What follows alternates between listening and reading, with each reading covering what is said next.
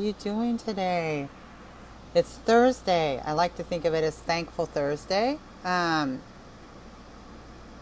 there's so much to be grateful for, and I think uh, what I'm noticing right now is because of everything going on, I think we've lost a little sense of our thankfulness and gratitude for life. And it's been kind of interesting, an interesting journey the last couple of months because there is so much to be thankful for.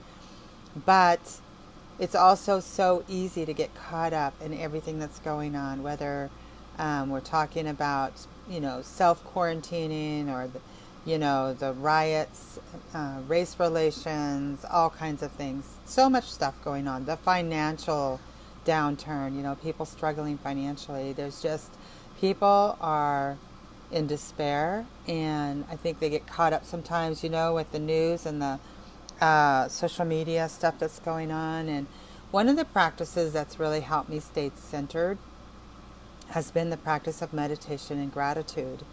And today I just wanted to talk a little bit about gratitude because there's some science behind how it changes your brain and your overall health, not just physically, but emotionally and mentally. In fact, there was a study that was done recently where they had three groups of people, and they had one group of people go through some counseling.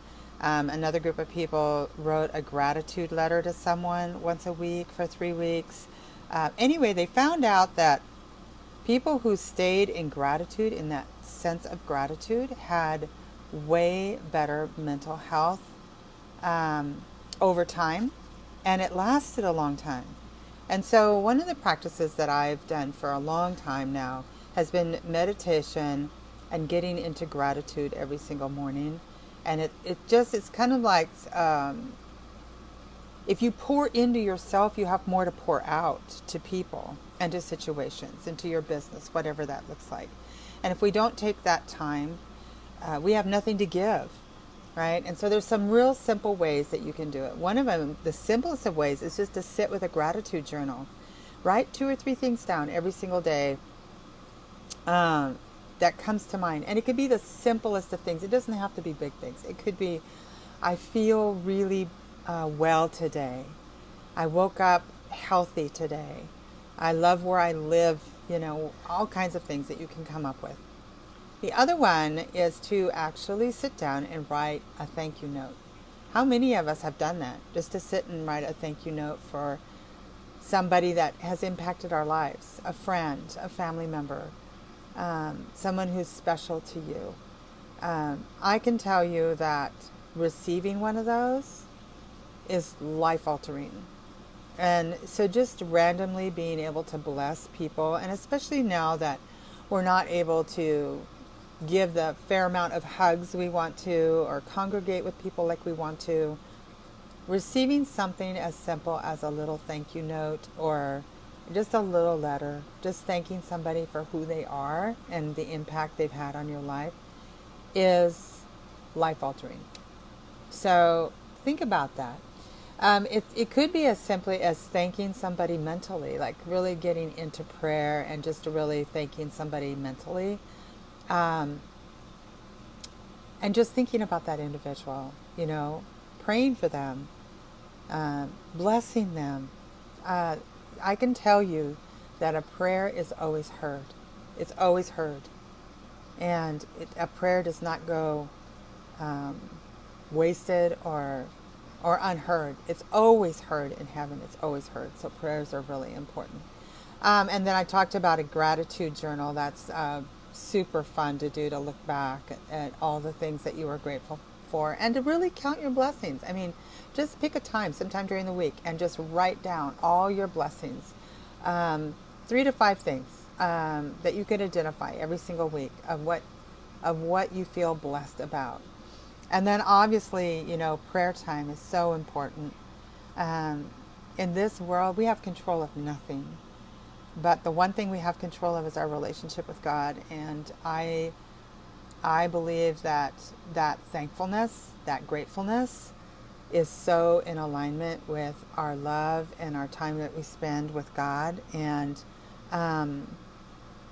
super, super important to do. I can't even begin to tell you, especially now, it's really important to cultivate that relationship. In fact, Clyde and I have been spending some time, starting at the very beginning. We have an incredible theologian that we listen to, and we're starting from the very beginning of the Bible, but we also talked about going through Revelations at the same time, which is going to be pretty mind-blowing in itself. But just spend time. That's all I can tell you, is spend time leaning closer. There's no better time than right now. And then meditate. Meditation is a really good time to focus just on the present moment without judging people. And I would just ask all of you, we're supposed to practice kindness and love and joyfulness. And that goes beyond us. That's really practicing love on other people.